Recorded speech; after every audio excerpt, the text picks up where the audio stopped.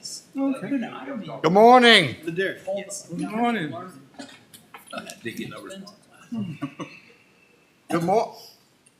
Good morning. Thank you. Well, welcome. Glad to see everybody here this morning. Glad to have you all here participating in our county government. Just want to tell you that it's the board's practice that prior to the commencement of our board meeting, before calling the meeting to order, a prayer be given. The board member who delivers the prayer may make reference to his or her own religious faith, just as you might refer to yours when offering a prayer. We wish to emphasize, however, that members of all religious faiths are welcome not only in these meetings, but in our community as well. The participation of all citizens in the process of self-government will help our Board of Supervisors to better serve the good people of Mecklenburg County. And I'll call on Mr. Spain for our prayer. Let us pray. O Lord, our Lord, how excellent is thy name in all the earth. We thank you for this day. Thank you for our health and our strength and our right mind to come out to do business for the county. Please forgive us for our many sins. And thank you for this board. Thank you for the 6 towns in this county with their officers and their leaders. Thank you for the first responders. Thank you for this great country and its leaders, the president and the cabinets. Pray God for there will be some type of reconciling with the Russian and Ukrainian problem. Pray God for many that are trying to harm and hurt one another. Pray God for unity as we deal one with another. Thank you for this great county and the leadership as we work with the citizens and the citizens work with the governing body for a great resolution that all will be well. In Jesus' name we do pray. Amen. Amen. Amen. Thank you, sir. All right, at this time, I will call this meeting of the Mecklenburg County Board of Supervisors to order. A couple of things, if you would, please either mute or turn off your cell phones so we don't have those interruptions during the meeting. I want to remind you that on our agenda, we do have a public comments session, and we invite you to come and speak to us about matters that you have concerning our county. We would ask that you sign up at the back of the room if you wish to speak, and we offer you 3 minutes in order to tell us what's on your mind. Now, if you are speaking at a public hearing, or about a public hearing, you do not have to sign up at the back of the room. Okay, I would ask you at this time that you stand for the pledge to the flag. I pledge allegiance to the flag of the United States of America and to the republic for which it stands, one nation, under God, indivisible, with liberty and justice for all. Thank you.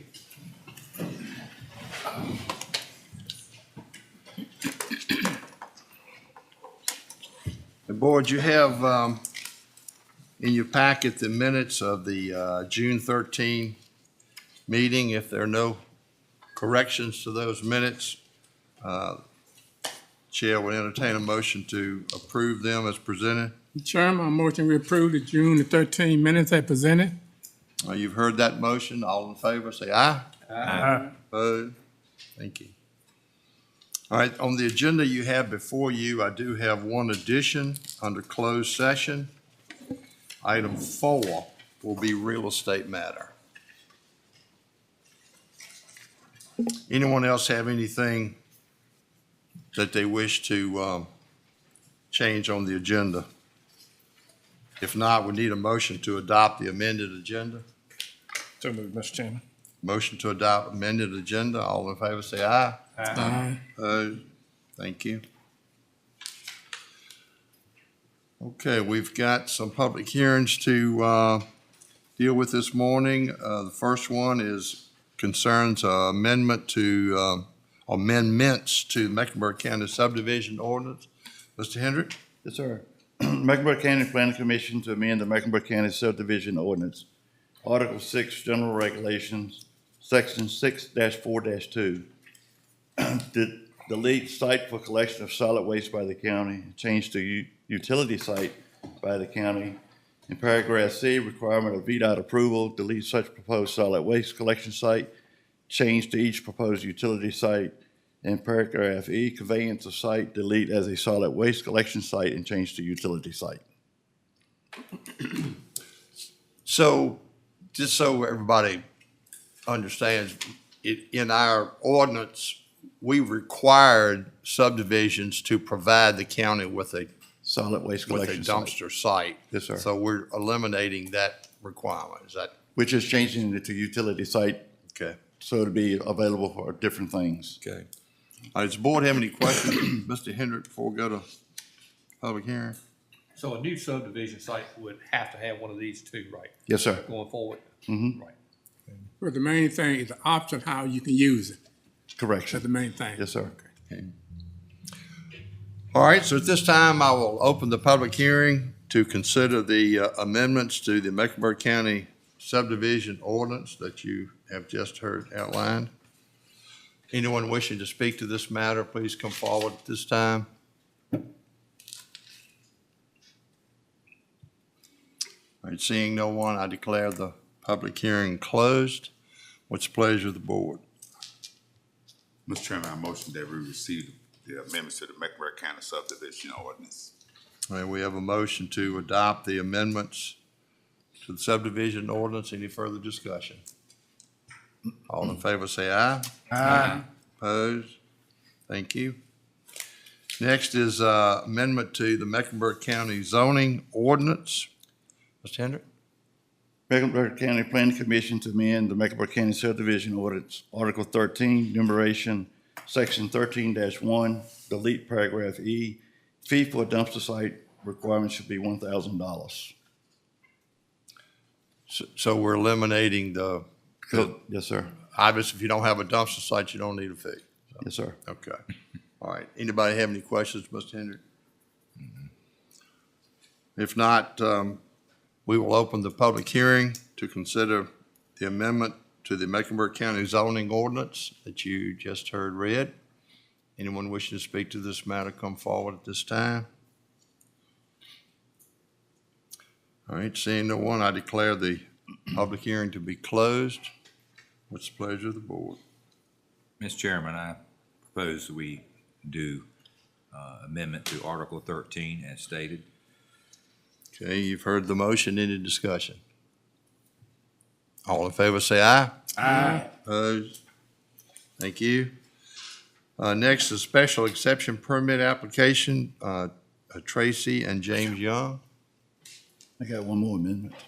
Oh, we do? Yes, sir. What did I miss? Article 1 definition, Zoning, zoning. I'm sorry. here, 2, 102. Oh, Two. I beg your pardon. Two. Proceed, Mr. Hendrick. No problem. Mecklenburg County Planning Commission to amend the Mecklenburg County zoning ordinance, Article 1, definition, Section 1-224, utility buildings. Add the following: shall have an approved letter for well and septic from the Mecklenburg County Health Department prior to any zoning or building permits being issued. Okay. All right, any questions of Mr. Hendrick on that? Mr. Carter, you're looking at me like you want to say something. The reality, you want to explain why we're doing this, Robert? I think this needs a little bit probably background for you all. Yeah, probably good. A lot of these DIYs and stuff that you've seen on TV, people are getting these storage buildings, and right now, if it's 200 square foot or less, you can have one electrical outlet and one overhead light without the approval of well and septic, and they're actually turning them into resident for the weekend. All right. That's why I wanted y'all to understand, we're not just trying to do this because utility bills are going up. The problem is, we've had a lot of issues with people illegally setting them up. Once they get power, they can put a well in, and they don't really worry about the septic because that's where a lot of the money's at. And then we have an issue with where the sewage is going. And even some of the larger storage buildings, they're doing the same thing. All right. Anybody else got any more questions? So All is this a standalone, you're saying if a person has a piece of land and puts the storage building on it and gets power to it, they would somehow qualify to be able to put a well in? Well, if we run into the issue that they get the permit under the 200 square foot or less, and they convert it over, if it's checked for well and septic, then we require them to put it in if they're using it as a temporary stay. A lot of times, once Right they get now- power, also, they put in a camper. Right. Well, that's true, yeah. They set up, once they got power, they can hook anything up. So then the camper goes in and they're living there on weekends. Okay. All right, so at this time, I will open the public hearing to consider the amendment to the zoning ordinance that you just heard outlined. Anyone wishing to speak to this matter, please come forward at this time. All right, seeing no one, I declare the public hearing to be closed. Board, what's your pleasure? I make a motion, we approve this amendment to the county zoning ordinance. All right, motion to approve the amendment. Any further discussion? All in favor, say aye. Aye. Opposed? Thank you. Now we'll go to the special exception permit application for Tracy and James Young. Application by Tracy Young for a special exception permit to allow for a thrift store. This property identified as county tax number 15700-A-022 zoned agricultural is located on the east side of Highway 1, approximately 1/10 of a mile north of its intersection with Highway 615, Red Lawn Road, Election District 4, County of Mecklenburg, reference deed book LR-2-7571. Is there anyone here representing the applicant that wishes to speak before we go to public hearing?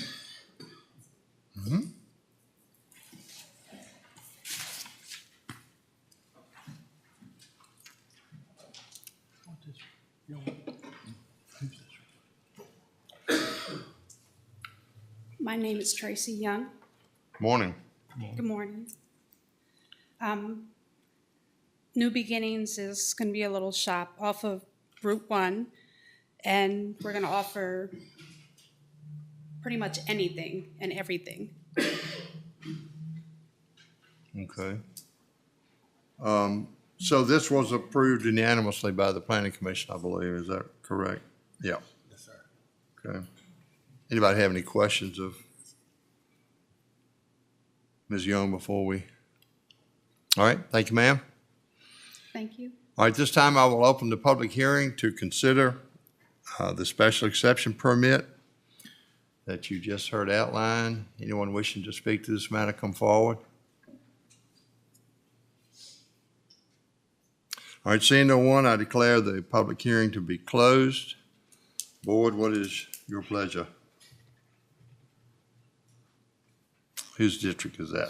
Ms. Lundy, but I'm close. Mr. Chairman, I'd like to vote to approve this application. Okay. You've heard the motion. Any further discussion?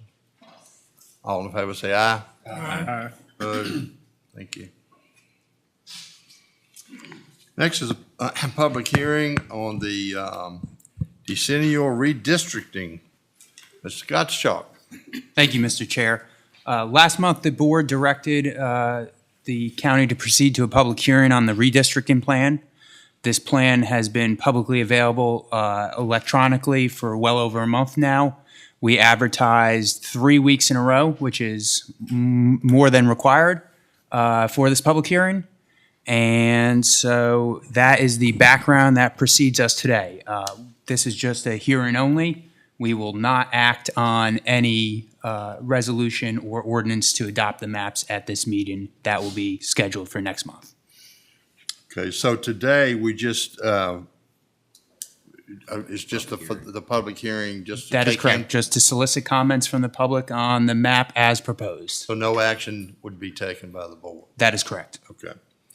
All right, anybody have any comments or questions?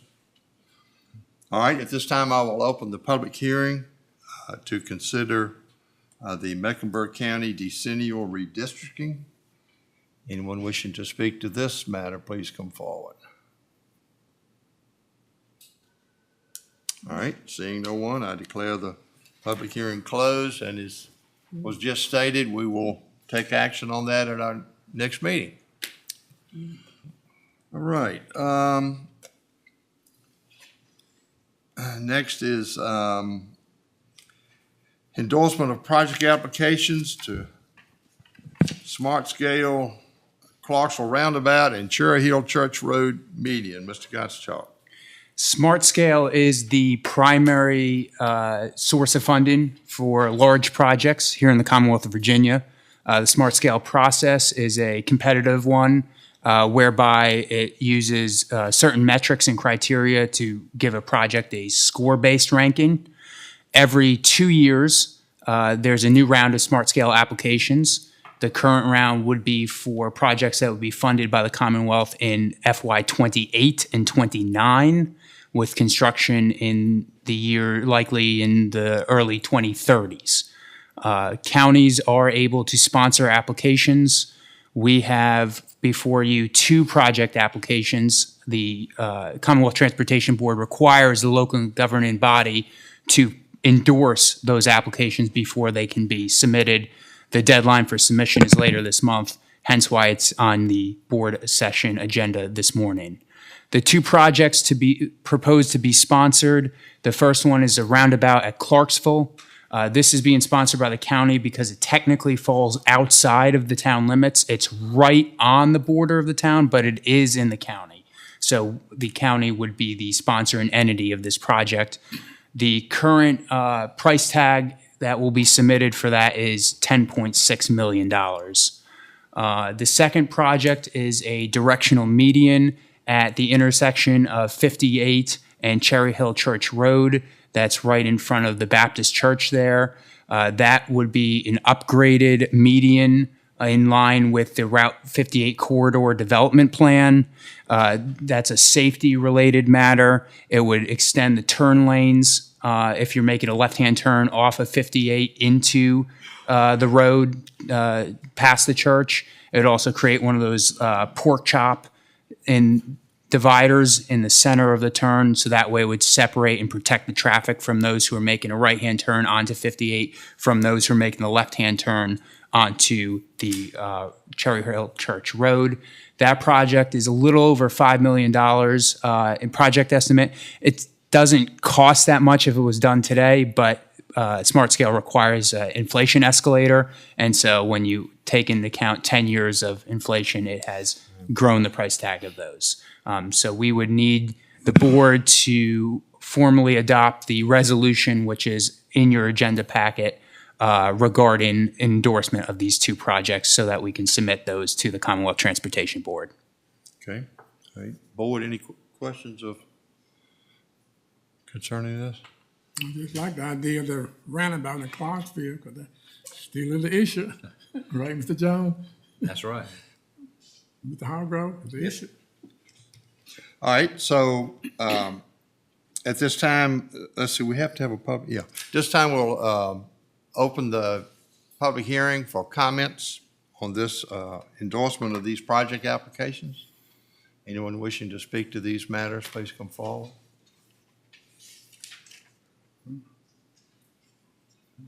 All right, seeing no one, the public hearing is now closed. All right, so board, we need a motion to adopt the resolution that you have in your packet there. So moved, Mr. Chairman. All right, motion to adopt the endorsement resolution. Any further discussion? All in favor, say aye. Aye. Opposed? Thank you. All right, this brings up our public comment session. Do we have anyone? Yes, sir. We have 3 people who have signed up. Tim Hill is the first one.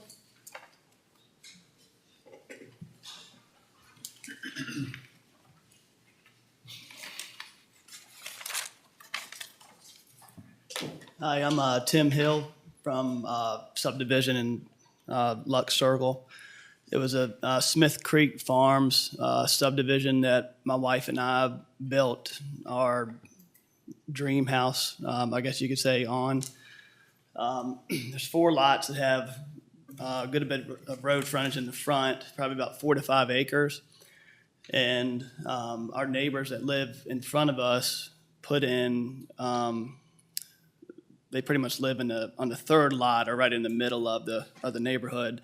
And they put in a dog kennel with 6 to 8 hunting dogs off a lean-to on the back of their shed facing our property. I guess if I were to describe, it's kind of a crippling sound when you're trying to go outside and enjoy your property or go fishing at the pond down the hill from our house, and just constant barking, which even can be heard through our bedroom windows at night. And so I guess I'm trying to figure out where to go from here. We've kind of been shot down as far as like a noise ordinance. It's not coming out of a speaker, right? But the decimal level from the dog kennel could easily exceed, a boom box or anything like that. And so we're trying to figure out, what's a good route to take from here as far as, could there be something in place as far as minimum acreage requirements or setback from property lines? Have you talked to animal control or county staff? I talked to animal control about the loud barking, and that's not really protected, under county ordinance. Only thing they could do is if they were being mistreated, they would come out, or if it was too many in one location, kind of thing. Okay.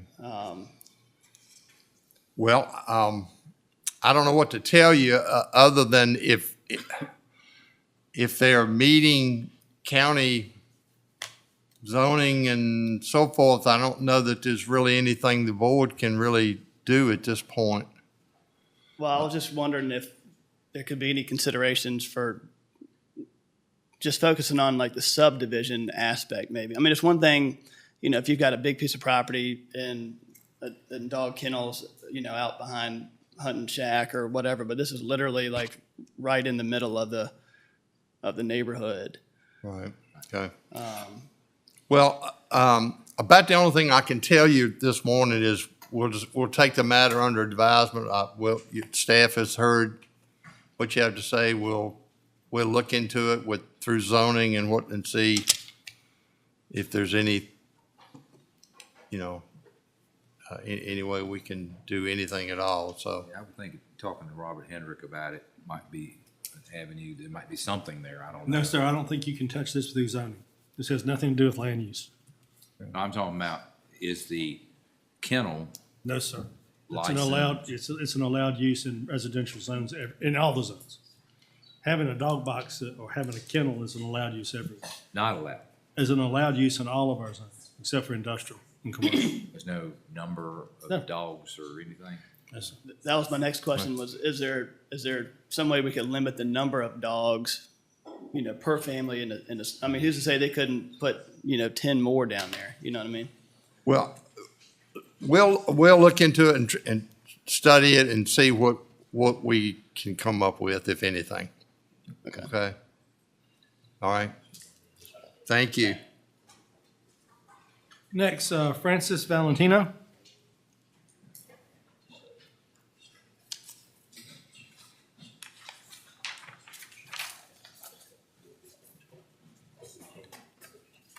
Good morning. Morning. I'm Francis P. Valentino, 223 West Sycamore Street, Chase City, Virginia. The complaint I have is wandering dogs in Chase City during the months of April, May, June, and July. There's been excessive sightings of wandering dogs, traveling aimlessly from place to place down Sycamore Street, both west and east, and within the city, Chase City limits. The last reported sighting was yesterday, 10 July, at 1700 hours. I'm not going to go into specific dates nor times when I've reported these instances which include defecation in my yard and my neighbor's yard, tearing up my backyard, running in neighbors' backyards and in the streets. You can review these instances in the Mecklenburg Police Blotter. There are over 12 of them. Yes, animal control has responded, even though they are overburdened and limited resources and are not available on weekends. They did set up a dog cage in my front yard, and one dog was captured. Both Chase City Police Department as well as Mecklenburg Animal Control have responded within their capability. However, the problem still persists. The dogs have gone somewhere before they respond. There are leash laws. Sergeant Stenberg of the Chase City Police Department stated that there are ordinances for leash laws, but the problem comes with enforcing it. If we are able to find the owner of the dog, we're able to enforce it. But there's a lot of stray dogs running around that we can't find the owner of the dog. We've contacted animal control the best we can, and we do find the problem, but that's the most we can do at this time. Chase City Councilman B.J. Mull stated that we govern the city. The county pays for the dog catchers. Sergeant Stenberg just stated he'd take action. Look, the bottom line is one cannot enforce the leash law until you capture the animal and know the owner and address. These dogs don't have identification tags, nor Mecklenburg dog tags. There is one instance in particular which clearly shows the need for review of animal control procedures, allocation of resources, and a lack of communication between both law enforcement departments and SPCA. On 22 June, at approximately 1,700 hours, a black Labrador wandered in my backyard. I got the rope and placed it around his neck. Again, no tags. I walked the dog to West Sycamore Street and asked my neighbor to call 911 for wandering dogs. Sir, I'm going to have to interrupt you. Your 3 minutes is up. Oh, okay. Okay. Can I conclude? No, sir. I didn't know there was a time limit. Yeah, 3 minutes. Okay. Yeah. I think our animal control folks are here. They've heard your complaint. We'll do the best we can to. I can address one thing. We do not enforce any leash laws. Those are enforced only by the town. They are the town's laws. Each one of the towns has leash laws, but we do not in the county, and we do not enforce any town ordinances. Okay. So I think you need to work this out with the town. Passing the buck. Thank you very much, sir. Yep. Have a good day.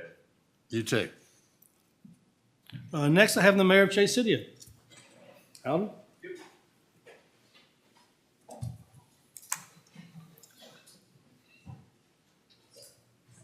Good seeing you again, sir. Good seeing you again. Hey, Alden Farragher, Mayor of Chase City. Town's here. So we've had this issue with dogs. I was actually out, probably the incident you're talking about, where he had the dog in the street, and I stayed with him until animal control got there. So I wanted to come today with maybe some solutions. Wondering if it would be possible for the town of Chase City to either at the fire department or the police department have access to a cage and maybe one of those looped stick devices or anything like that that would help our people there quickly capture the dog. The difficulty is you call into animal control and there will be some time before someone can respond versus if you're able to get in contact with somebody else. I'm on the volunteer fire department. I'd be more than happy to run up there and wrangle a dog if that's something that I can do. So if we had the equipment in town, I think that would be helpful.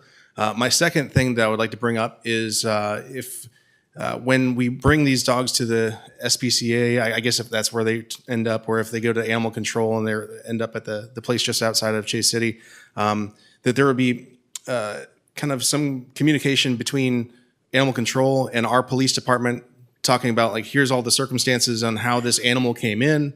And if somebody comes up and says, oh, that's my dog, that now we have that our police are given all of this information, the case information, the circumstances of it, who owns the dog, so that we can start doing some I guess, fines, tickets, and things of that nature, just so that this is impressed upon people that it's a serious issue and needs to stop. And sometimes those things have to become financially uncomfortable. So if there's some way that that can be assured to happen, we would appreciate that. But that's two things that I think that if could be done would help some of this issue. Any thoughts there or responses? I'd be appreciative. Mr. Carter, can you get animal control in the town together? We'll work together. We only go out and respond on nights and weekends if there's a dog bite, et cetera, like that. We don't just go out and pick up dogs on nights and weekends. I don't have enough staff, and I couldn't keep staff if I had to send them out all weekend long to pick up animals like that. So, but we'll be glad to try to work with you. Yeah, if there was equipment that we could have on site to where we could take the dog and cage it for a while, we would be very appreciative of that. To where we're handling some of this problem until the appropriate resources can get there. Okay. All right. All right. Thank you. All right. Thank you. Is that all, Mr. Carter? Yes, sir.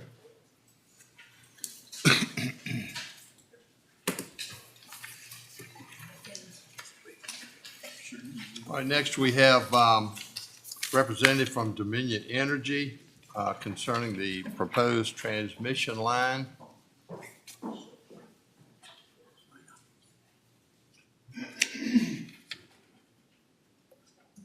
Hi, I'm Roxana Demeter. I'm with Dominion Energy. Good morning. How are you guys? You're not Greg. I'm not Greg. He is in the back, though.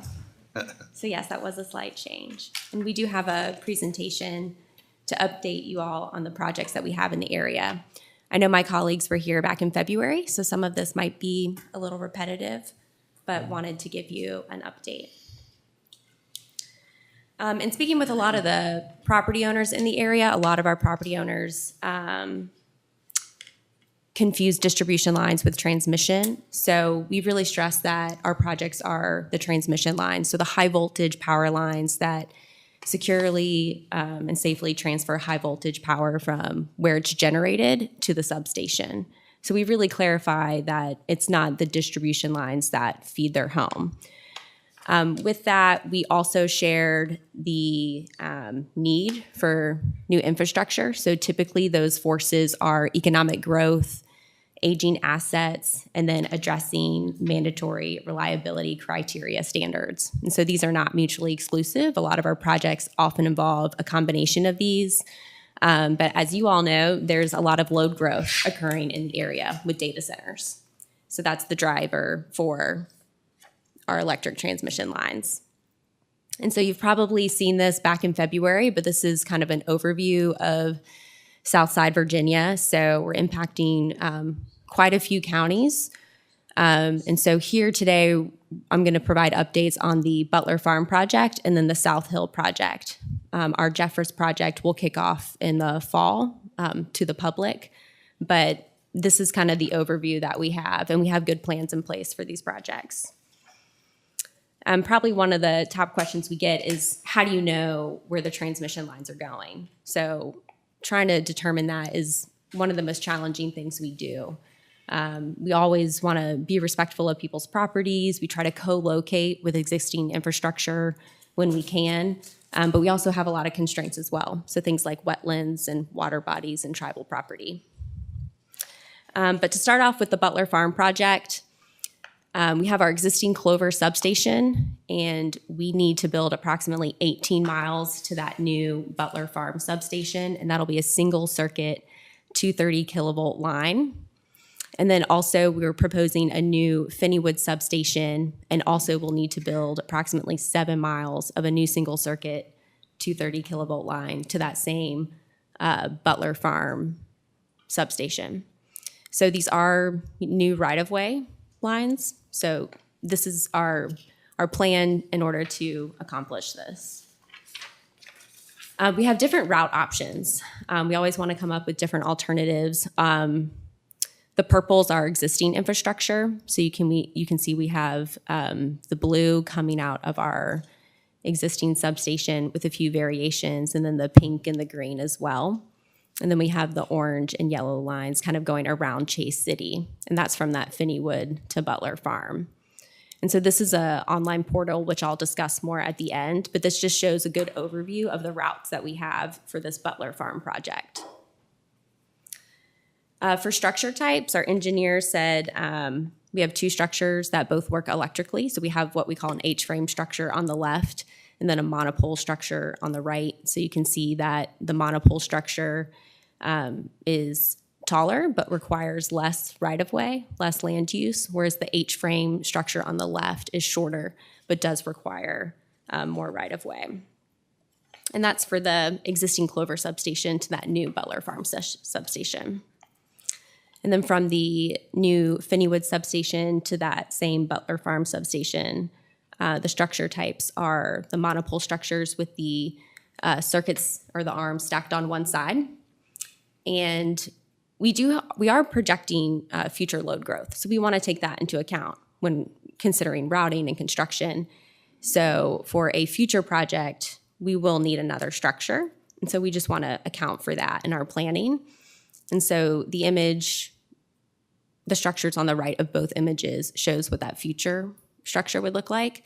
But then the one on the left is for this current Butler Farm project. And so these can come in the weathering steel or the galvanized finish. And so that's something we talk to the community about to see if they have a preference. These are renderings that just show what these structures would look like in the field. So you can kind of see in the bottom right corner of both images our existing 500 kilovolt line. It's what we call a lattice structure. And then you can see what we're proposing. So the top is what's existing, and the bottom is what is proposed. And similarly with this image as well. The top is existing, and the bottom is proposed. And again, you can see the future project structure as well as the current as well. And then we actually have photo simulations. So these are real locations and along the different proposed routes that we presented earlier with all those different colors. So again, the top is existing and the bottom is proposed.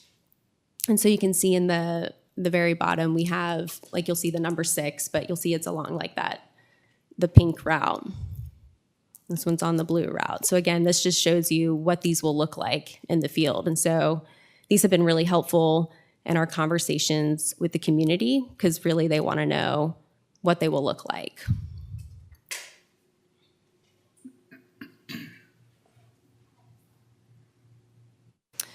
We've had public meetings for this project. We've had 2 in-person meetings in May where we invited the community to come. So you can see the number of attendees that we had. And a lot of the common things that we heard from the community are, they're not huge fans of solar. What we call NIMBY, which is not in my backyard. So they're generally for the project, but not unless it crosses their property. General disapproval of data centers. I think they want to maintain that rural lifestyle and not have any changes come in. Real estate values, aesthetics. So nothing that we haven't really heard of before. At our community meetings, we have an electromagnetic field expert there to help answer any specific questions. So we've had, I think, a really good turnout at our 2 meetings. And then after that, we heard from the community and we wanted to take their feedback and incorporate it into our routes. So we hosted another meeting in late June. And so that way we could come back to the community and show, hey, we heard you, here are the route changes that we made. Because some property owners might say, hey, is there any way you can shift this, to the west? And so we want to, help reduce the impact knowing that we can't not have any impact. So we want to work with the community on that. So a lot of our resources are online for the community. So all of our renderings, our photo simulations, the mapping tool where you can leave a comment for the project team. So all those resources are available on the project website. And then we move on to the South Hill project. So here we're building 2 single circuit 230 kV lines from our proposed Unity substation into the South Hill and La Crosse areas, or from our existing Heritage substation into the South Hill and La Crosse areas. So we have 2 solutions that we're considering, a northern solution and an eastern solution. But again, we're looking ahead at future load growth. And so we know ultimately both of these solutions will eventually be needed. And then in South Hill and La Crosse, we'll have 3 substations that will need to interconnect with a line as well. So again, we're only building one solution at this time, but both will eventually be needed. And so again, this is an image of the routes that we have. So you can see from the northern solution, we have a yellow and orange route. And then the eastern solution, we have a light green, a dark green, and then a pink variation. And then the gray lines in the middle there are the substation interconnects that will connect those substations that are located on data center property. And so for the South Hill project, similarly, these will be 2 monopole structures with the arms stacked on one side. And that's for both the eastern or northern solution, whichever is selected. And then for the substation interconnects, depending which solution is needed, ultimately we'll have to build the other one. So in certain corridors, there will be 3 structures. And again, this is just an image. This one's a little challenging to see, but you can see the difference in the proposed toward the bottom left. You can see the structures running through. And similarly here, you can see the smaller existing structure in the top photo with our newly proposed structures in the bottom. And this is from a ground view image. Again, we always want to be honest with what these will look like to the public. And these are new right-of-way as well. So we had 3 in-person community meetings for this project. Again, I think they were very well attended. Most attendees were in Mecklenburg County. And so similar themes here. The community's not a fan of solar, have health concerns with EMF, concerned about the real estate value, work-related noise when construction comes, and just, I think, the humming of the transmission lines, and again, just the general disapproval of data centers. So again, at those meetings, we asked the community for their input, and we've incorporated their input. We haven't had the meeting yet, but you can see it's coming up on July 20th. So community members have been invited, so they'll be able to see the changes that we've incorporated at that time. So again, all this information is on the project website, the renderings, the presentations that we did from the previous community meetings. So a lot of it's available online. Something else we did here is concerns about broadband. So while we have a lot of information online, some are unable to access it. But this is the interactive mapping tool I was telling you about. It's called GeoVoice. It is on our project websites. And so property owners can type in their address and it'll zoom into their location. They can see all the routing options. They can leave a comment for the project team when they sign up. And they can essentially track the project as it progresses. So any changes that we're making are also updated to this interactive mapping tool. So in case they can't come to the meeting and see the maps that we have there, they can always look online as well. We do have a lot of permits that we need to get for these projects. Ultimately, the State Corporation Commission is the agency that selects and determines the route. So they have jurisdiction over the routing of this project, but you can see there are other permits that we'll need to obtain once approved.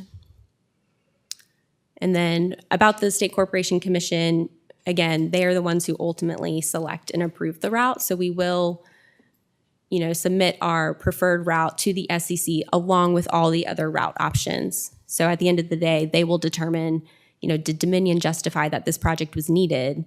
And then does this route eliminate impacts? And here's the timeline for the projects. I highlighted the 2 in green that we're talking about.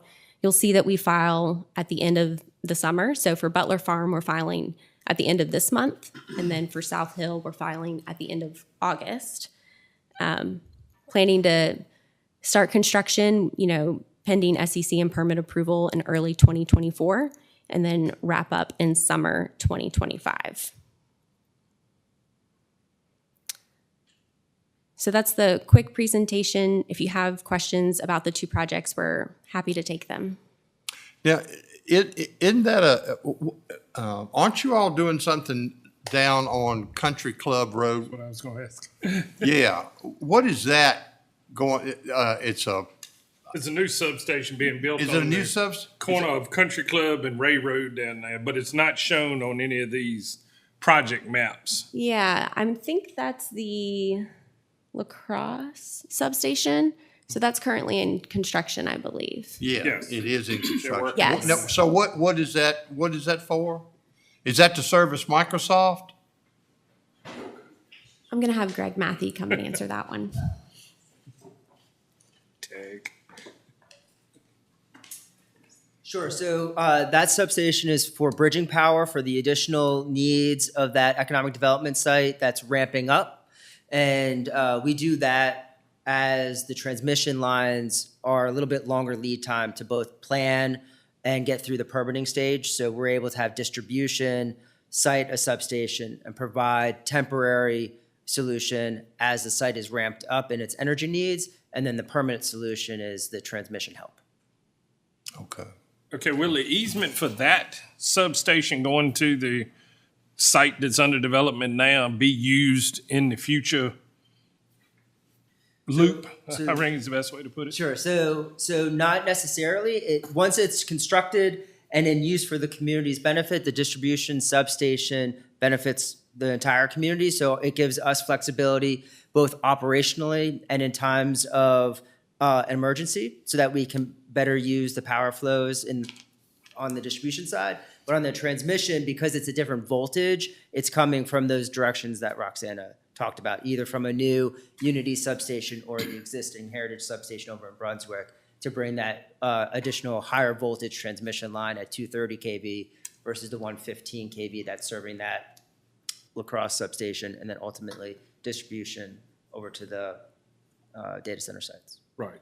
What I was asking, the data center site, so you will have to do a transmission corridor from this new substation to that site to get it up and running to start with until y'all's other transmission projects come in. At distribution voltage level. And then once the substations on the data center property are constructed, we'll need to connect those substations at transmission voltage at 230 to interconnect those as well to create a loop so that it goes back to the broader grid.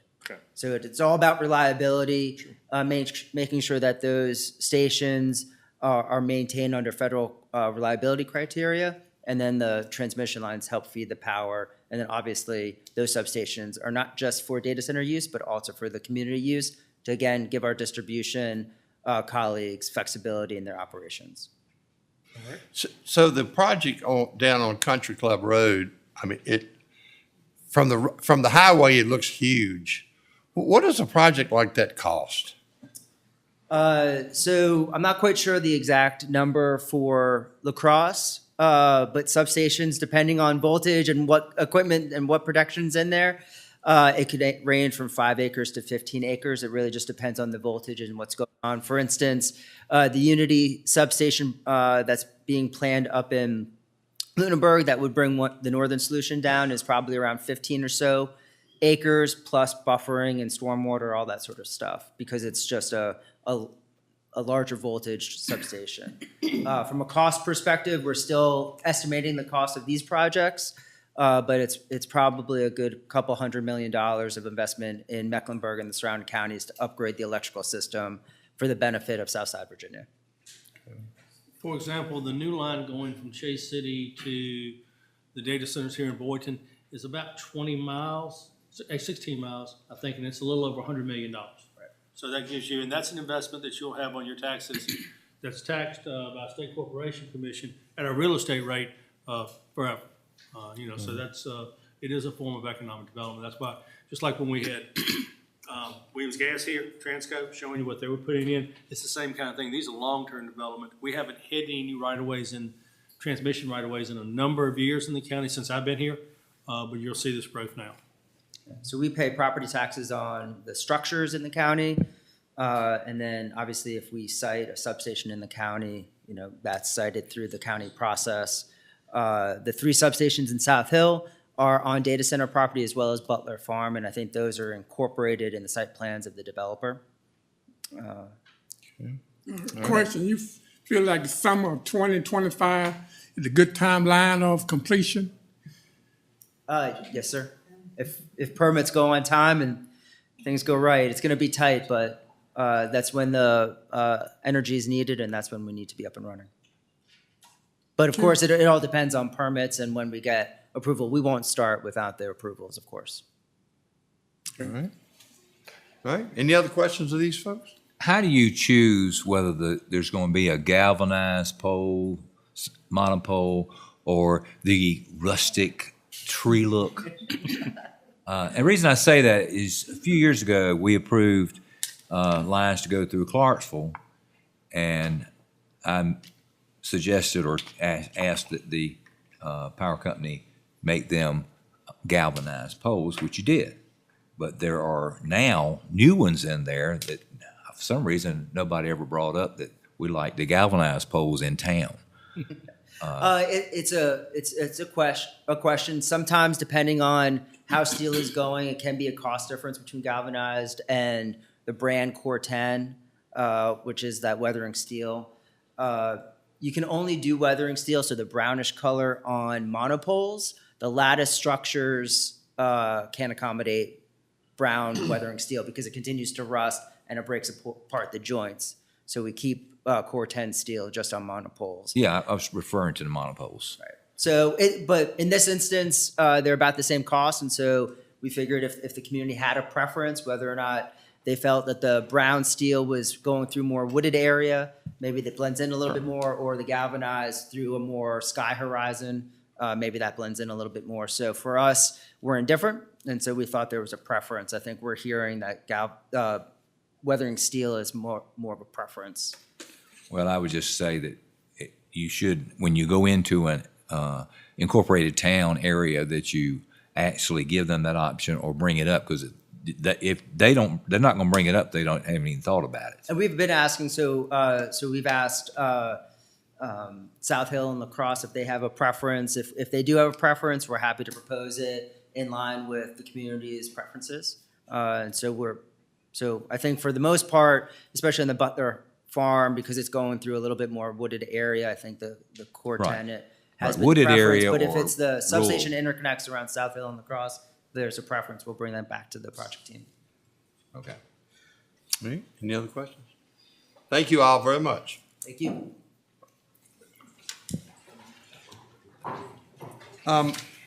We've had recently a couple of instances of, I guess, for lack of a better definition, dog attacks.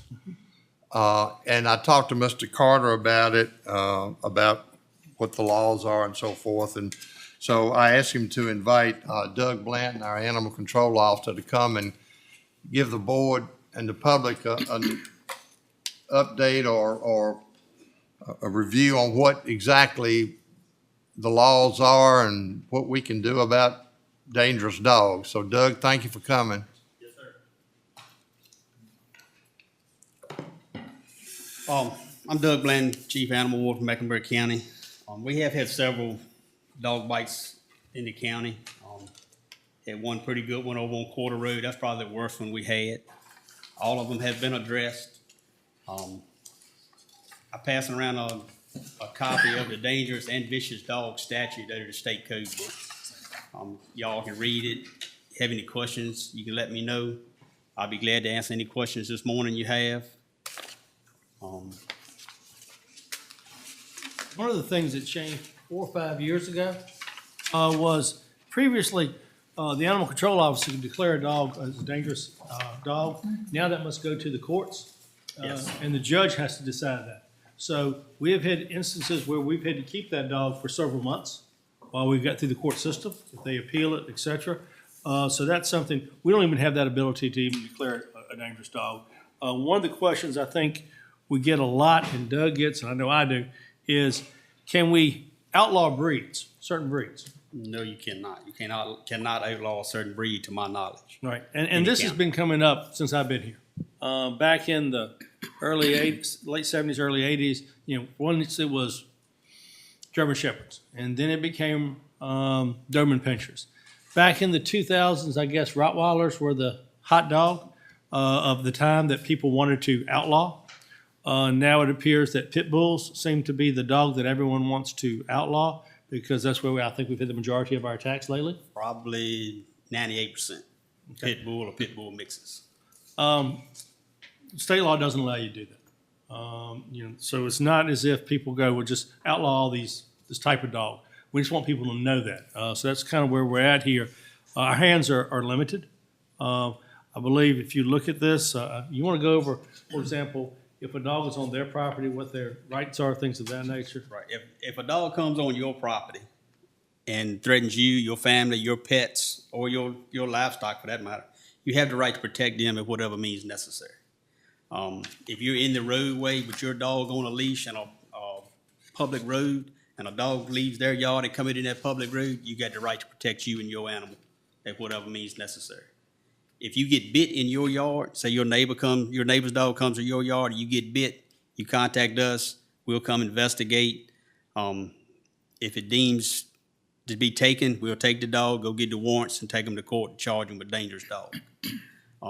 If your dog goes in somebody else's yard, it's the same thing.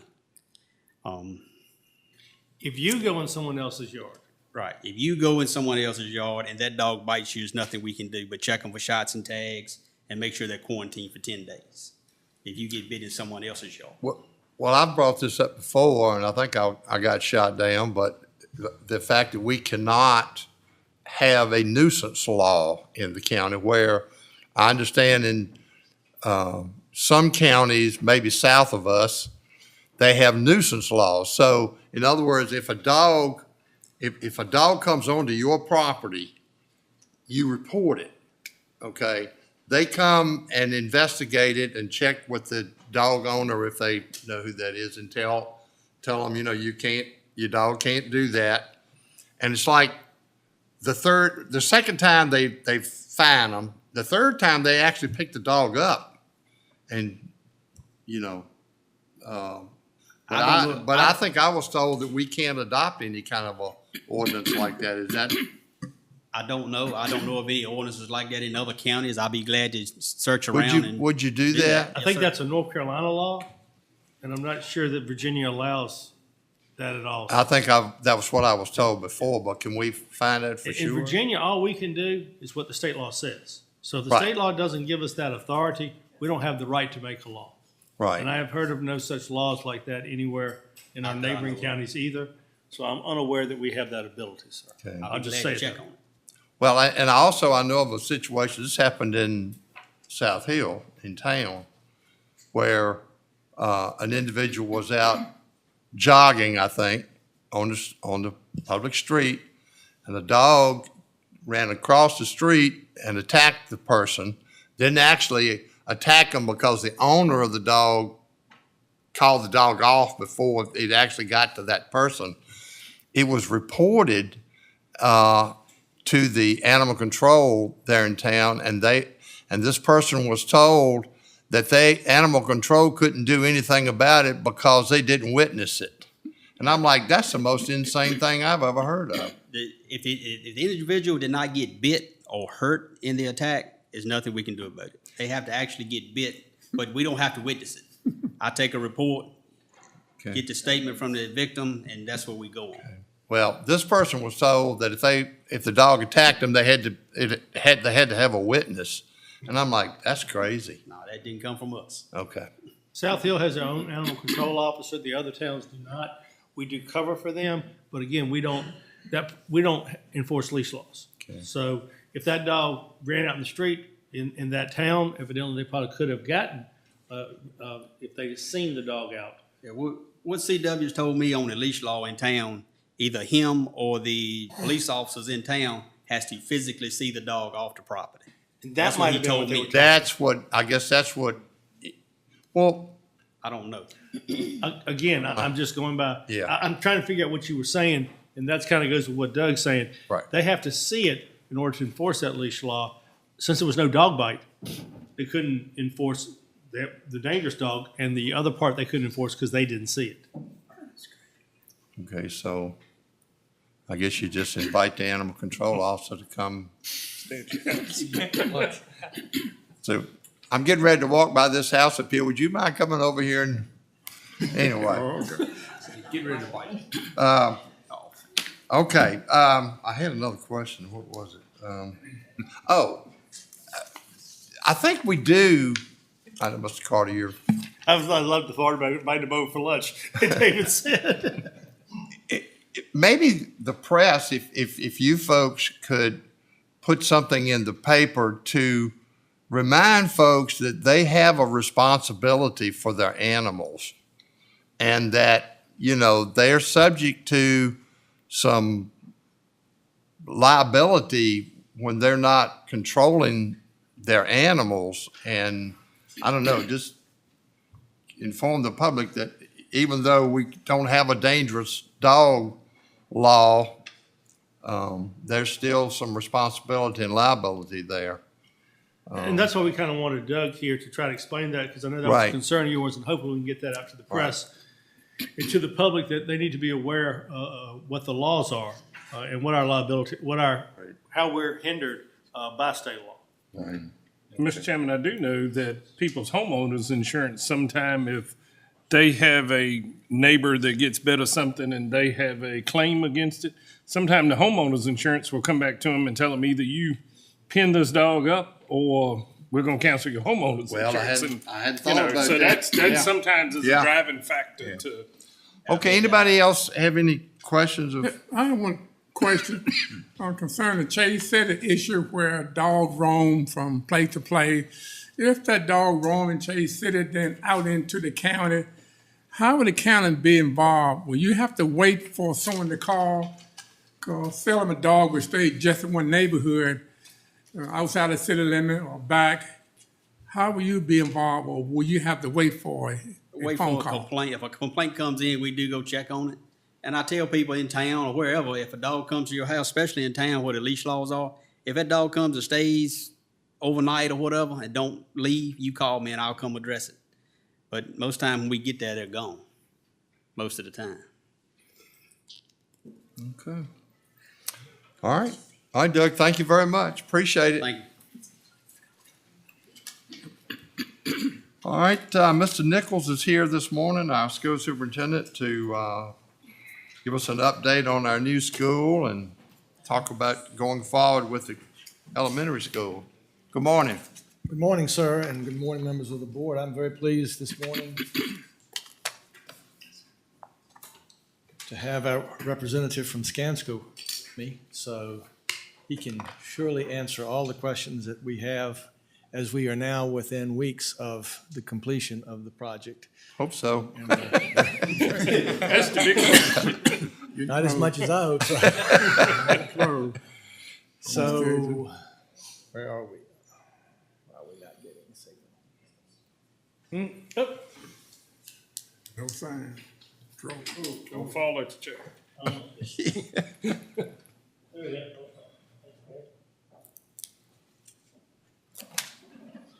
There we go. Okay. So I'm gonna pull up and I'm gonna ask Vince if he would give you the update. Good morning, Mr. Chairman, members of the board. Morning. Thank you all for letting me come here. Mr. Nichols said we are wrapping up this project, culmination of 3+ years of support, and we do appreciate the support we've gotten from this county. So as we dive into it, overview, we're going to cover the construction progress, where we're at right now, where we anticipate the schedule to be and where it is now, where we're at with the budget, and show you some photos of items being completed. Right now in construction progress, final cleaning is ongoing throughout the building. The finishes are all being installed. Furniture is all being moved into the classrooms, high school classrooms right now. The CTE equipment installation is also ongoing right now. Test and balance and commissioning are ongoing. They're actually coming to the end of the test and balance.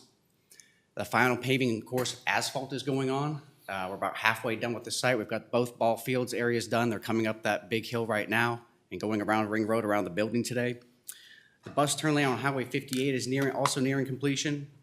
Grandstand bleachers, they are ongoing. The visiting bleachers are complete. They've been inspected. They just have to put the perimeter railings up on them. And we're going to be starting on the home field grandstand bleachers also this week. Also, we have the auditorium clouds and acoustical panels in your auditorium. Those are being installed right now, as well as the stage lighting and the stage rigging. Terrazzo is complete in the entire building. It's also completely polished, and it's also being protected right now. And the wood floor in the middle school gym is finally complete as well. Substantial completion, it's still on the contract for August 1st in 3 weeks. Still August 1st in 3 weeks. Upcoming dates right now, like I said, as we said today, we are installing classroom furniture in the middle school. We're also putting in and starting to install the wireless access points for your low voltage. Those also control your door locks, access controls. All your data room racks will be complete by Wednesday. Your kitchen equipment is all in place. We're just making the final connections for the Ansel fire suppression system. That will be done next week. And the complete landscaping and siding will be done at the end of this month. This is where we're at with the project budget. The $16,323,407 total deductions, that is the net value of all the additions and subtractions. That $16 million really represents what we have and committed costs for your owner direct purchase materials. That money's taken away from the contractor to leave that 108,626 there, put them back together, and we're still at 124,950. Here's an aerial view of the site that was taken on June 13th. So this is about a month ago, exactly. Here's an aerial view of the high school field. You can see it, the track is complete, the field is complete, and we're working on the field house and grandstand bleachers right now. That's the middle school athletic fields. The brown area in the top, that's your future soccer field. High school gym bleachers are all installed, inspected. Those red, that's the seating there you see right there. All I have to do is bolt that on there, and those are good to go.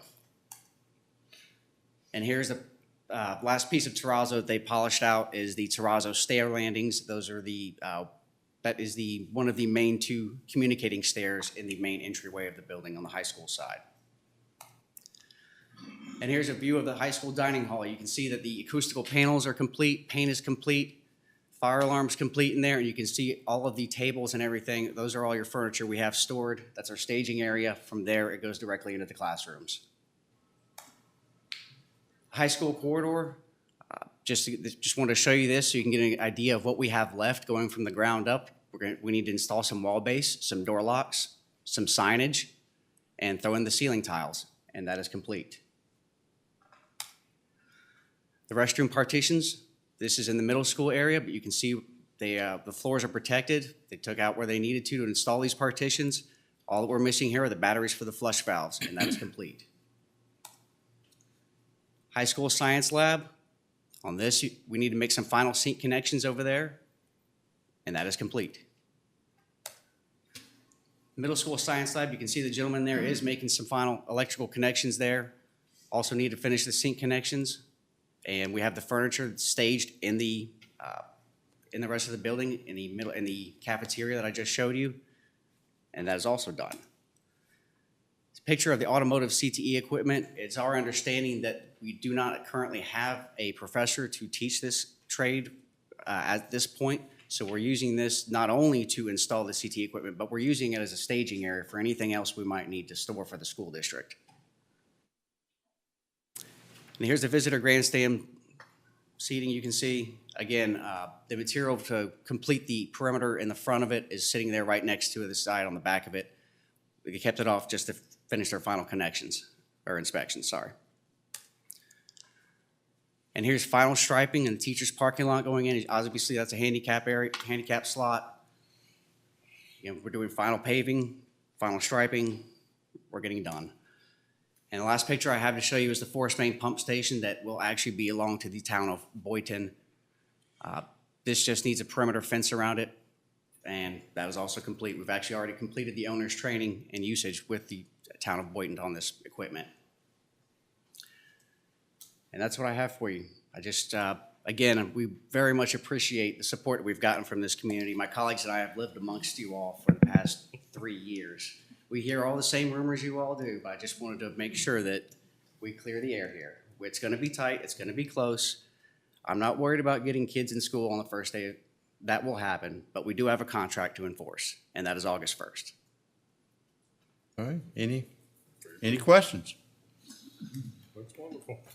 All right, looking forward to the tour. Next month. Thank you. Yes, sir. One thing that I will add, I wish I could say this for all of our positions, but we do have 2 candidates for the auto mechanics. So that will be a shop that is being used. So we're very thankful for that. I don't know if you have any questions of me as far as this process is concerned. We have always stated that our grand opening would be the 5th, 6th, and 7th. I've recently heard rumors, I'm trying to confirm, that the governor, who we have invited to the grand opening because we're hopeful that there's going to be a special announcement about our school being identified as a lab school under the governor's new guidelines, but that he may be on vacation on the 5th.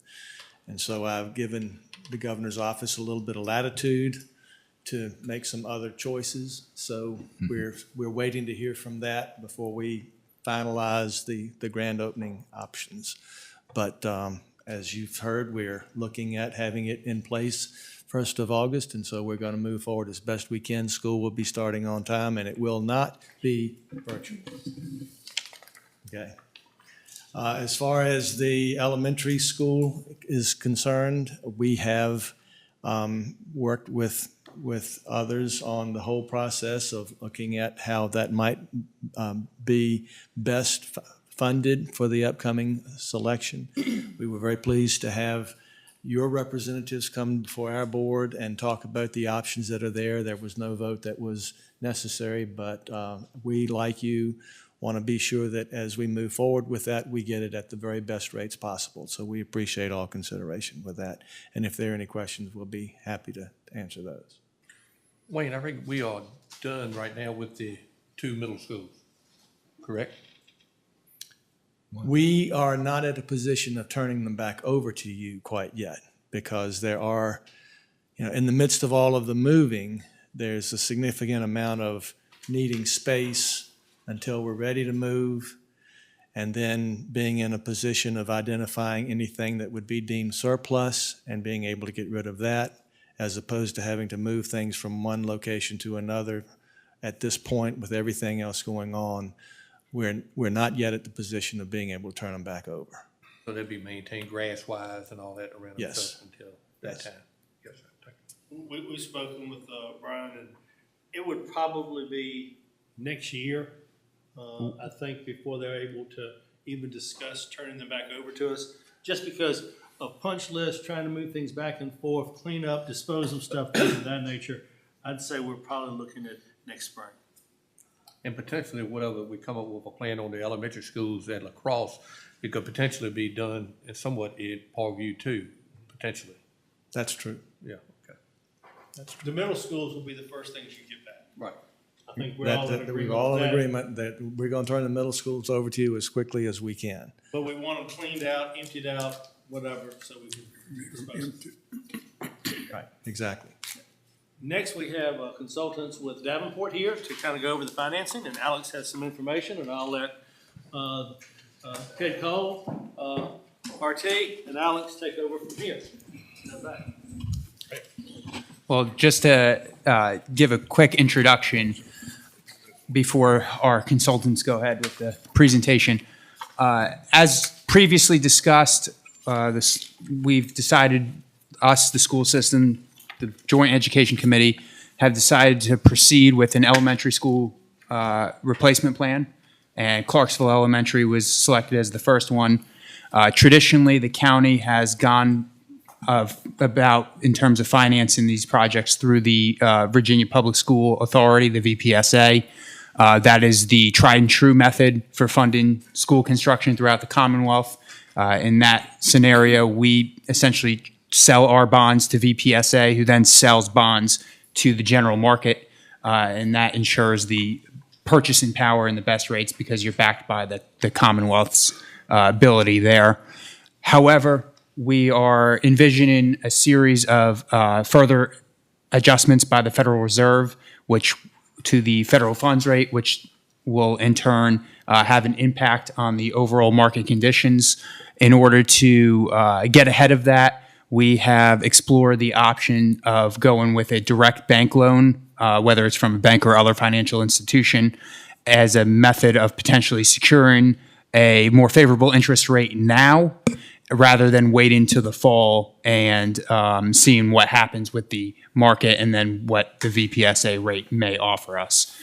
So right now we are considering both options. We will see what happens. We have a RFP in place, and so that's where we're at, is we're trying to keep our minds open to all possibilities in order to preserve our financial practices and secure the best opportunity available to the county. And so now I'll turn it over to Davenport for more detail on that process. Great, thank you. Good morning. Morning. Ted Cole, RT Taylor, my colleague. We're happy to be here. That was a great summary. What we're seeing in the borrowing market now, whether you're talking about borrowing from banks or through one of the state programs, it's just a lot of volatility. Rates are up, rates are down, driven by concerns about inflation, concerns about recession, war in Ukraine, any number of factors out there that sometimes are at cross purposes with one another, meaning some will push rates higher, some will push rates lower. So we're seeing a lot of volatility. With the Virginia Public School Authority, which is an excellent program, the one potential drawback there is they have pretty rigid schedules, and they're not going to be in the bond market until October. So our thought was, you all having, at least at the staff level, determined that a 20-year financing for this project was the appropriate term, that bank financing may be a good option. If you were talking about, hey, we really need a 30-year payback, I think we would have some trouble with the bank option. But because it's a 20-year payback, I think the bank funding is a very viable option. We've had a lot of success for a number of clients over the years and more recently with 20-year financing. So we have, as Alex said, put an RFP out. The responses are due on, I think it's the 21st. And we're hopeful that we're going to have a number of banks that respond with fixed rates for 20 years. And I'll let RT kind of cover where we think the market is, at least as of a couple of weeks ago. But come back to you at what I think will probably be a special meeting. We have not established the date yet. I think the idea was we wanted to get ahead of, try to get a meeting in place before your scheduled August meeting, but to be determined on the date. And present to you at that time at a special meeting, here are the rates that we receive from the various banks, however many we get. Here is where the Virginia Public School Authority is today. And so you can see a comparison of the interest rates and the debt service, the caveat being that the Virginia Public School Authority couldn't be locked in until October. So we're going to have real and firm bids from banks to assess compared to a VPSA option, and give you all an opportunity to decide, is now the right time to move forward with this financing through the bank, or do we want to wait and see what VPSA offers in the fall? You'll have that choice at that meeting. If we do a bank financing, we'll need the IDA involved, and we'll cross that bridge when we get there. They're a conduit issuer for this type of financing, and the schools will need to take action either way. So with that, I'll ask RT to talk a little more about the market and the estimates that we had from the banks. Thank you. So based on all the analysis we did and presented to you at the May 9th meeting about the project, we thought it'd be a good idea to have a point at which we come back to you and give you some kind of ballpark on the indicative rates of what the financing might look like in the VPSA pool this fall. As of what we have in here is as of June 24th. We're able to coordinate with our bond desk, which is right around the corner from us, that's actively trading in the markets on a daily basis, to give us a sort of a real-time view of what the financing could look like. Additionally, knowing that we were going down this dual-track approach and looking at potential bank financing, we reached out to a few banks on the front end to say, okay, what would the potential range be? And we won't know until we get bids back next week, but they are indicative, and we'll show you what that is on page 4. So if you could, or excuse me, page 5. If you could flip to page 5 of the memo that we prepared, it should be in your packet, and I believe we handed out extra copies this morning. In this matrix on the bottom of page 5, column A, that's what, if you were to go out into the market today and be able to issue public bonds through the VPSA program, you'd end up right with the interest rate on 20 years right at about 3.61%. What a few of the banks were able to provide us in the way of a preliminary estimate ranged from 3.41% to 4.10%. So there's quite a range there. And VPSA sort of falls not right in the middle, but closer to that low end. And based on this point in time picture, again, we won't know till next week for the banks, and we wouldn't know ultimately until mid-October what VPSA would produce. But as of right now, at a point in time, that potential bank loan could come in less than the VPSA results, to the tune of about $400,000 better over the life of the borrowing. So that's what we want to make sure we get those bids back next week. We have some time to circle up with county staff, county attorney, county bond counsel, and discuss what the comparative results would look like for you. And I believe we're going to be able to present some of that comparative analysis to you in your early August meeting. But as Ted pointed out, we'll probably have to come back to a special meeting for your final determination. Okay. Any questions on the timing or the process that we can provide a little bit more perspective on? I don't know whether RT or Ted, you want to go over how we'd have to structure the loan, lease, et cetera, with the school board, so my board understands that. I think Alex and I went over it with the school board on last Thursday, but go over that with this board if you don't mind. Oh, certainly, unless Ted wants to, okay.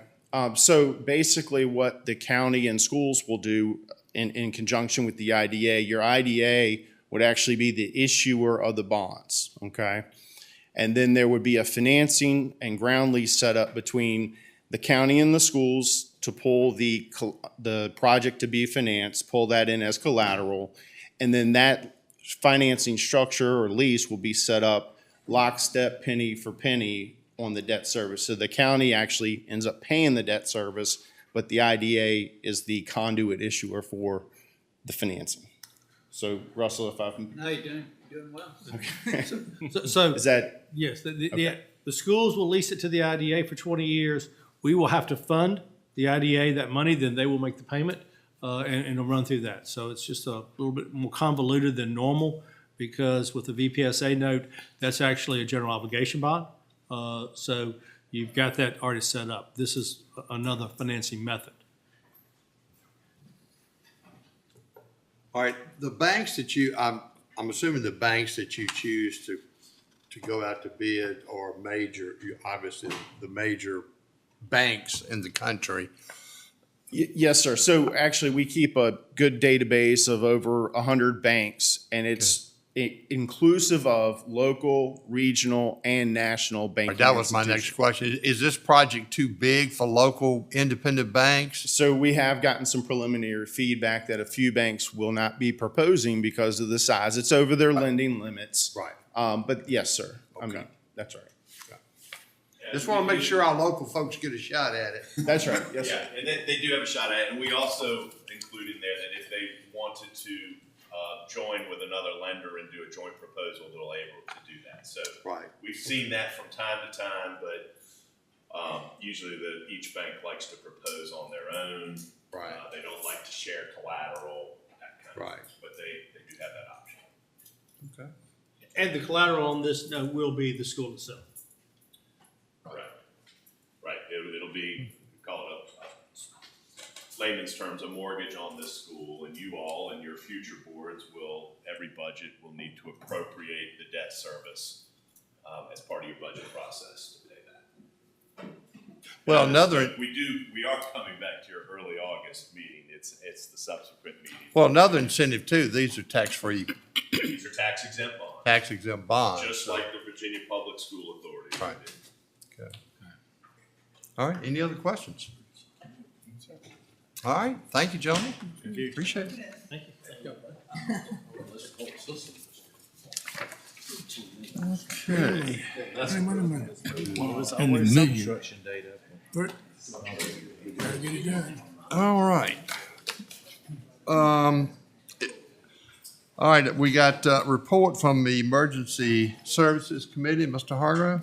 Thank you, Mr. Chairman. If you see me mispronounce some words, it's like pecan and pecan and so forth. Okay. All right. Yeah, Brinkley and Brinkley. Got problems everywhere. The Emergency Service Committee met on Thursday, June the 30th, 2022 at 1 p.m. in the Board of Supervisors Conference Room. Members present was myself, Andy Hargrove, Chairman Tom Tanner, Charles Jones. Also present, Ben Duncan, John Taylor, Alice Goscha, Wayne Carter, Lynn Sisser, Linda Wanzard, LKG 911 Task Force. The chairman called the meeting to order. Mr. Duncan explained to the task force members the ongoing support that the 911 Center receives from the Board of Supervisors. He reviewed that the ongoing equipment upgrades as well as the new equipment, including the ESI net he is implementing in FY23 budget. The center is currently fully staffed and 2 additional positions are being advertised and expect to be filled by August. Currently, EMD and EFD are being handled by the center.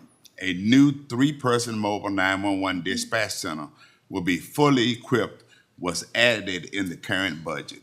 He therefore feels that he and the center gets the support they need to do their job efficiently. Mrs. Census was happy to hear the number of personnel being hired and the purchase of new equipment for the center. She stated her group is here to be an advocate for 911 centers around Lake Gaskin, especially as they work across state and county lines. Her group was formed after Mr. Herzing died of a heart attack due to the routing of the 911 call. She again thanked the committee and Mr. Duncan for all of their work to improve 911 services to the citizens of Mecklenburg County. There being no further business, the meeting was adjourned. This is just for information to let them know that how we have progressed from the time that her husband died or their husband died and to the point that now that she can tell other centers around the county that our aggressiveness. All right, excellent. Okay, all right, thank you, sir. Ag Development, Mr. Jennings? Okay, Mr. Chairman. The Agricultural Development Committee met on Monday, July the 11th, 2022 at 8 a.m. in the Board of Supervisors Meeting Room, Boydton, Virginia. Members present, Jim Jennings, Chairman, David Brinkley, Sterling Wilkerson, Taylor Clark. Others present, Glenn Barber, Blanzy Spain, Andy Hargrove, Charles Jones, Judy Sheffield, Assistant County Administrator, Alex Gottschalk, Deputy County Administrator. The chairman called the meeting to order. Jim Jennings, chairman, stated his goal for the Ag Committee is to be able to inform the board what is going on with agriculture in the county. Mr. Jennings stated he and Wayne Carter had discussed that the committee would have an executive committee, which would include Taylor Clark, Jim Jennings, David Brinkley, and Sterling Wilkerson. Taylor Clark stated the committee has great value, and he suggested the committee have a meeting in order to let new members discuss their responsibilities and topics they would like to discuss at the biannual or annual meeting. The committee agreed this would be a good idea. Mr. Clark and staff will coordinate and plan the meeting. There being no further business, the meeting was adjourned. Just for informational purposes, Mr. Chairman. All right, thank you, sir. Budget and Finance, Mr. Spain. The Chairman Committee, the Budget and Finance Committee met on Monday, July the 11th, 2022 at 8:30 a.m. in the Board of Supervisor Conference Room. Member President, Glanz of Spain, David Brinkley, Jim Jennings, Charles Jones, Sterling Wilkinson. Also President Glenn Barber, Anna Hargrove, Wayne Carter, County Administrator, Judy Sheffield, Assistant County Administrator, Alec Gottschalk, Deputy County Administrator, Ed Taylor, Commissioner of Revenue, Samuel Langford, Treasurer. The chairman called the committee to order. The sheriff office have received a check in the amount of $1,056.80 for vehicle damage to a 2019 Dodge Durango police vehicle. On the motion, Mr. Brinkley, committee voted unanimously to recommend approval of a supplemental appropriation in the amount of $1,056.80 to the sheriff replacement auto line item for the 2022 budget. The chairman, I could put that in the form of motion of this reimbursement for the Durango. That you've heard that motion in discussion. All in favor say aye. Aye. Opposed? Thank you. The school board is requesting the following budget transfer and a supplemental appropriation in the FY22 budget. Maintenance and operation fund, $208,787. Technology fund, $191,860. Administration fund, $149,572. New school fund, $22,256.50. Upon the motion of Mr. Wilkinson, the committee voted unanimously to recommend approval of the three transfer and supplemental appropriation for the school board for the FY22 budget. The chairman would like to put that in the form of a motion of the three transfer for appropriation. You've heard that motion in discussion. All in favor say aye. Aye. Opposed? Thank you. Mr. Carter discussed a request for a supplemental appropriation to the library budget due to an increase in the state funding and the approved FY 22-23 budget.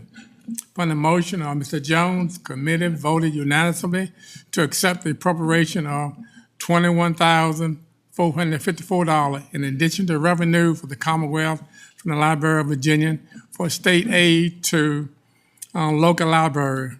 Appropriate $16,456.53 to the library for employee compensation, material, and telephone data charge and transfer $5,000 in the local fund for employment compensation for the library to the salary survey. The chairman would like to put that in the form of a motion of the transfer for the library. You've heard the motion. Any discussion? All in favor say aye. Aye. Opposed? Thank you. There'll be no further business. The meeting was adjourned. Thank you, Mr. Chairman. All right. Thank you, sir. Economic Development, Mr. Jones. The Economic Development Committee met on Monday, July 11, 2022 at 8:45 in the Board of Supervisors meeting room. Members present, Charles Jones, Chairman, Glancy Spain, Jim Jennings, and Tom Tanner. Others present, Glenn Barber, David Brinkley, Sterling Wilkinson, Andy Hargrove, Judy Sheffield, Assistant County Administrator, Alex Gottschalk, Deputy County Administrator, Angie Kellett, Economic Development Director. The chairman called the business meeting to order. Mr. Gottschalk reviewed the bid for the prison campus water supply contract E-16 water line. The bid was received from HG Rentals at a cost of $1,620,051.12. Upon a motion by Mr. Tanner, the committee voted unanimously to recommend approving the bid received by HG Rentals for the prison campus water supply contract E-16 water line at a cost of $1,620,051.12. Mr. Chairman, I'd like to put that as a bid that we accept. All right, you've heard that motion. Any discussion? All in favor say aye. Aye. Opposed? Thank you. That was all you had to report, right? Oh, I'm sorry, there be no further business to me. All right, thank you, sir. Okay, Mr. Carter. Yes, sir. We'll try to be brief. First, we have the building inspector's report. I would like to point out that construction is still up. You can look at the number of manufactured homes, up 4.5 times what it was a year ago. New houses are up over 50%, still 15 new homes. And as Mr. Harris reminds me, that means that these contractors have signed contracts for these houses. They're not getting building permits before they have that. So construction is still ongoing heavily here. If you have any questions on that.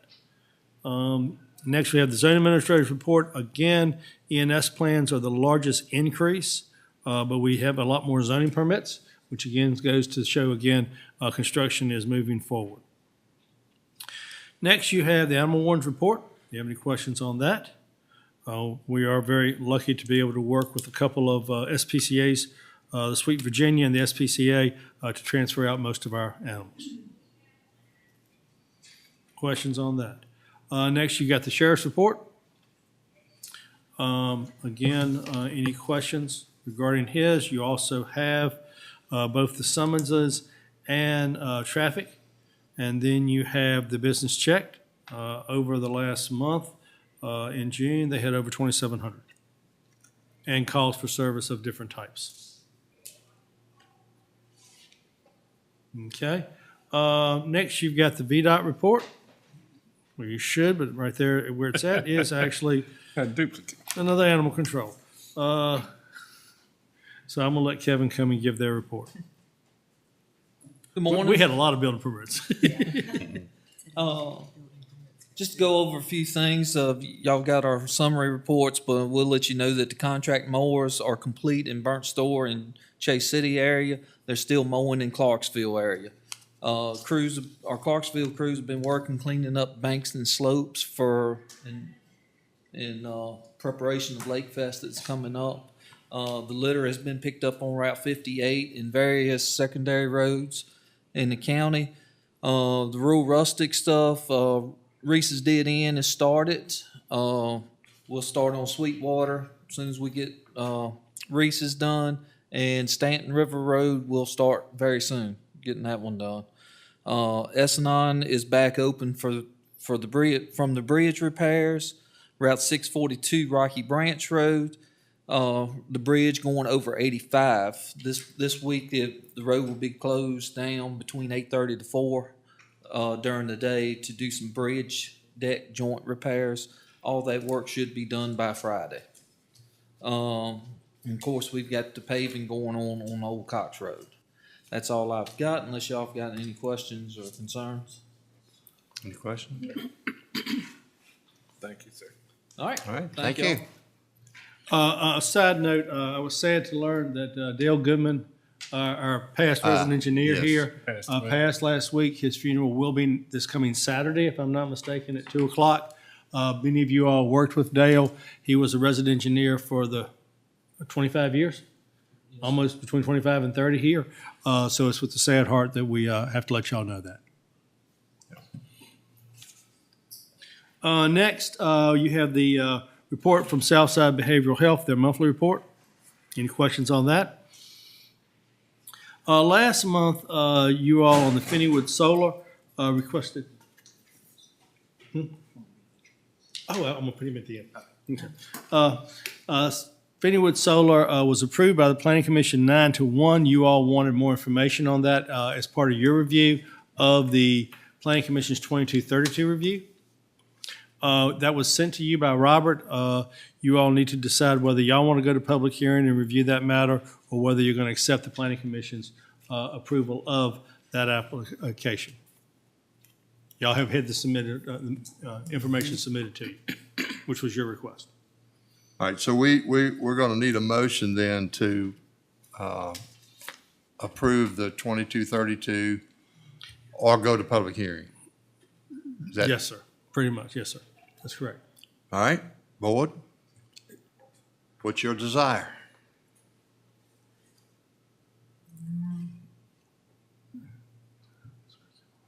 Mr. Chairman, I know Mr. Brinkley deeply involved. I would like to hear his comment. Yeah, I kind of say pretty much the same thing I said at the planning commission meeting.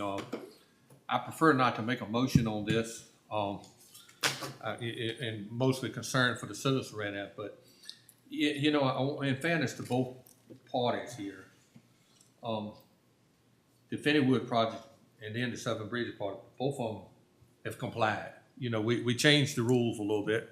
We brought it in from, they had to be made it law in our ordinance that they had to be 2 miles apart. We said that they had to be no more than 500 acres. And so, I think both of these projects have brought their application back and complied with those to a certain extent. And, in fairness, like I say, it's hard to say, well, now you brought it and got it within the limits of what we were asked for, and now we're gonna change the rules again, so I think that's kind of where I am. So, and being fairness to both parties, I think both of them have complied as far as the 2232. What we do from this point forward, may be a different story. All right, so let me phrase it this way. Can I get a motion that we approve these, can I do them both at one time? No, sir. Mr. Cole? Separately? Yes, sir. All right, can I get a motion that we accept the Planning Commission's approval of the 2232 for the Finneywood Solar Project? Mr. Chairman, I'll make that motion. Okay, we have a motion that we approve the Planning Commission's 2232 review. Any further discussion? All in favor say aye. Aye. Opposed? Opposed. Okay. All right. Next, can I get a motion to approve the Planning Commission's 2232 review concerning the Seven Bridges Solar Project? Chairman, I motion to approve. Okay. We have a motion to approve the Planning Commission's review of the 2232 for Seven Bridges. Any further discussion? All in favor say aye. Aye. Opposed? Opposed. Okay. Thank you. All right. Mr. Carter, go ahead on the Next, I'm gonna let Alex do this resolution. In March, the board approved a rezoning request from Two Way LLC that was regarding apartments that are being built in the Chase City area adjacent to the town limits on the west side. We were subsequently approached with a request to enact this resolution, which is in your packet, which would declare that parcel, which is PRN 27755, as an area of revitalization. The Code of Virginia, under the housing title, allows local boards to declare areas to be an area of revitalization in order to certify to the Virginia Housing Development Authority that they can give a loan to the project or other means of financing to the project. And it doesn't have to be an area that is just low-income development. It could be mixed forms of housing. So what this resolution does, gives the board stamp of approval for the project to submit its application for the area to be declared an area of revitalization, and that thereby allowing the Virginia Housing Development Authority the allowance to provide them, as if they see fit, funding for the project in that area. Gotcha. Okay. All right, everybody understand where we're coming from on this? All right, so we need a motion then to adopt then this resolution's in your packet, by the way. Need a motion to adopt this resolution? Mr. Chairman, I motion that we adopt the resolution that presented to us in our package with RN 2775. All right, you've heard the motion. Any further discussion? All in favor say aye. Aye. Opposed? Okay, thank you. One more quick item, Mr. Chairman. I'd like to introduce our new Director of Social Services, Chris Spain. came on board last month. Chris has been with Mecklenburg County previously, left us to become a director at other places, and is back. Chris, would you like to come up and say something? We're very happy to have you. Thank you. Thank you, Mr. Carter. Mr. Chair, board members, it's a pleasure to be back in Mecklenburg County as part of social services, as a part of the big, larger system of Mecklenburg County government. And I'm excited to be a part of the mission with my team and my board to be a part of moving things forward with food security, health insurance, making sure that our citizens are served, those that are entitled. And so I am just wonderfully excited to be back. So thank you so much. If there's anything I can ever do, please do not hesitate to contact me. Just a comment, since I serve on the Social Service Board, that we're looking forward to, and we welcome you as a new director. And we heard good things about you when you were here before. So just thank you for accepting our opportunity to come back to Mecklenburg County again to do great things for the citizens of Mecklenburg County. We do thank you. Thank you, Mr. Spain. You have a Spain on the board, so I'm very pleased to help you all anytime. Thank you. Congratulations. Thank you very much. And welcome to the county. Yes. Or welcome back, I should say. That's all I have, sir. All right, thank you, sir. All right, you have in your packet the meeting minutes of the Roanoke River Service Authority for their May and June meetings. That's for informational purposes. Also, you have the consent calendar.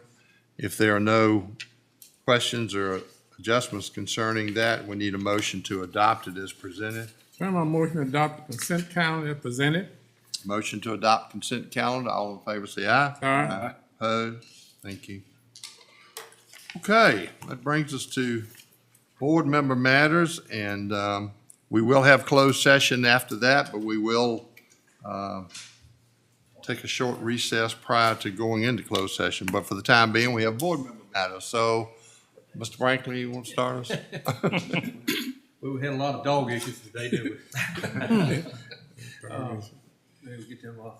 No, I mean, it's good to see the school moving along like it is. I don't have a lot. I mean, I think, again, this week, since Mr. Hargrave did such a good job of announcing those names on your committee, yeah, I'm gonna yield my time to him today. All right. Very good. Okay, Mr. Tanner. Thank you, Mr. Chairman.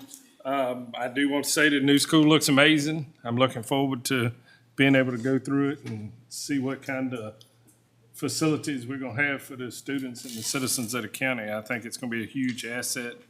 I do want to thank, I know gentleman from VDOT left, I think, but they picked up the trash and stuff through a lot of the roads and stuff, and it truly looks a tremendous amount better. And it's a shame that they have to go out and do this every year, that people won't throw the trash where it should go, but we do thank them for all they do. And that's really about all I have, Mr. Chairman. All right, thank you, sir. Mr. Jones? Well, I love the story of our new social services director over here, of somebody that went away and came back. You know, so long that we've had so many people that leave this county, children graduate and go away and never come back. So maybe we're starting a new trend here where people realizing what we got here and just can't hardly wait to get back. So that was nice to hear. Well, Mr. Jones, I'm a comebacker. Okay, I'll put you on that. I was gone for 12 years. I came back. I got you checked right here. Okay. And also, just to bring up, I know most of you know, but I want to make sure everybody is aware, we got Lake Fest coming this weekend. And this is Clarksville now. This is the big event in Southside Virginia. And there's things lined up. You can even go to Bullock on Thursday night and hear a Connection Band.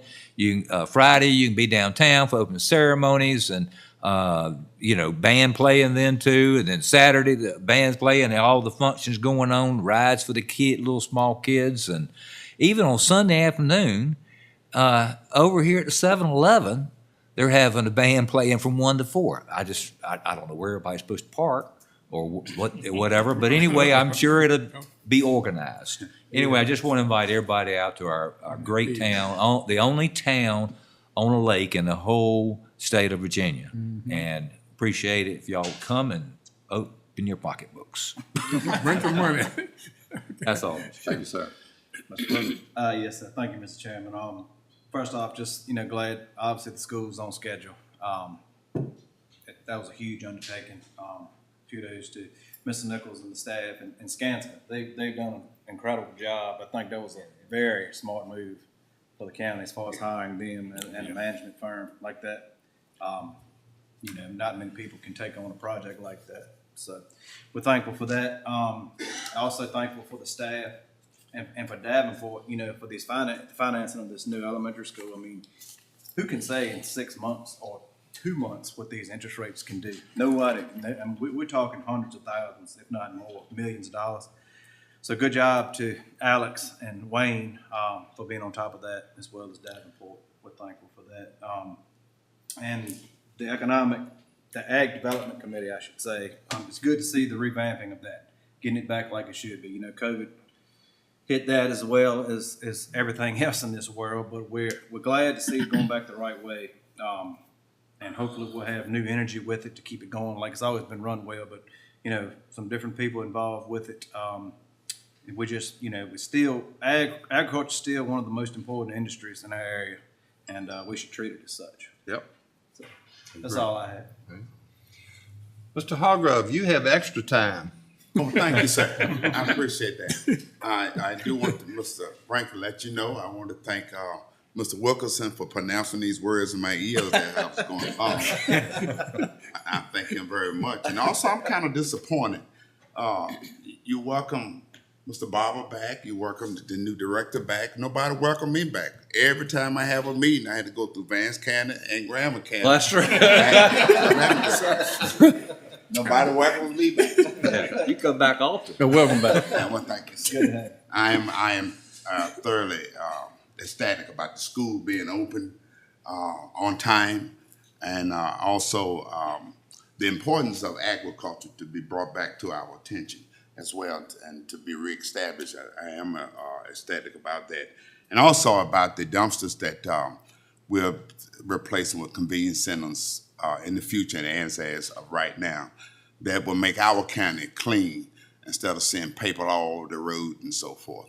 So I'm grateful to be a citizen of Mecklenburg County and to be serving on the Board of Supervisors. I count it I don't count it as a light item. I do treasure it much, and to treasure the love of all our members that are here. That's all I have, Mr. Thank you very much. Mr. Jennings. Thank you, Mr. Chairman. When you go toward the end, you don't have to say much because everybody else has already said it. I would like to mention that Old Cox Road is really nice since they paved it. Haven't quite finished paving it yet, but it's Second layer's coming. yeah, just turned out very well. Very well. And as you know, Wayne, you travel it, and Miss Sheffield does the same thing.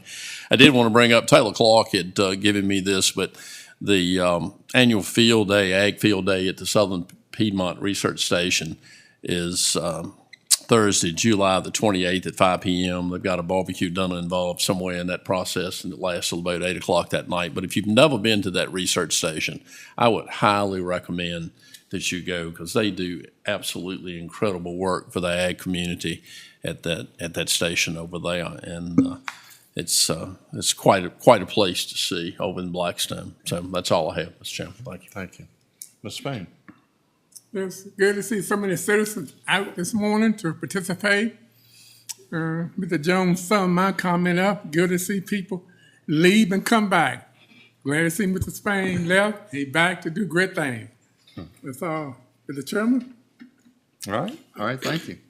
Well, I don't have anything to add. Like I say, we're excited about the school, and want to thank our staff for the great work that they have done and continue to do, and thank our board members for their great work as well, and the time that you put in for your board and for the citizens of your county. So it's much appreciated. All right, this time we do need to go into closed session to discuss personnel matters, solar, economic development, and real estate. So we need a motion to go into closed session. So moved, Mr. Chairman. Motion to go into closed session. All in favor say aye. Aye. This board is in closed session. We will take a 10-minute recess.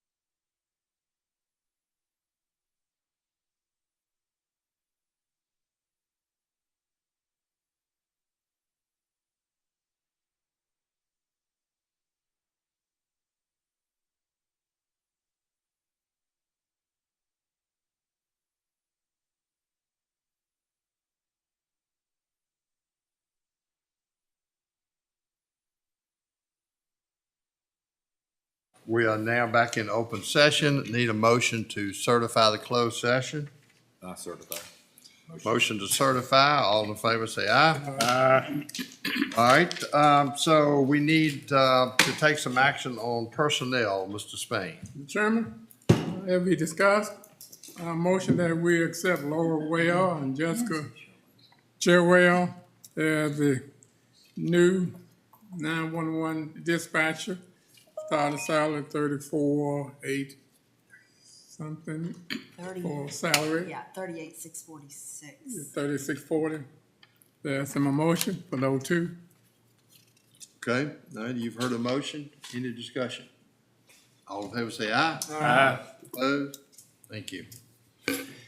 Anyone else have anything to bring before the board? The extended board meeting. Lunchtime. All right. Okay, well, thank y'all, and we are adjourned.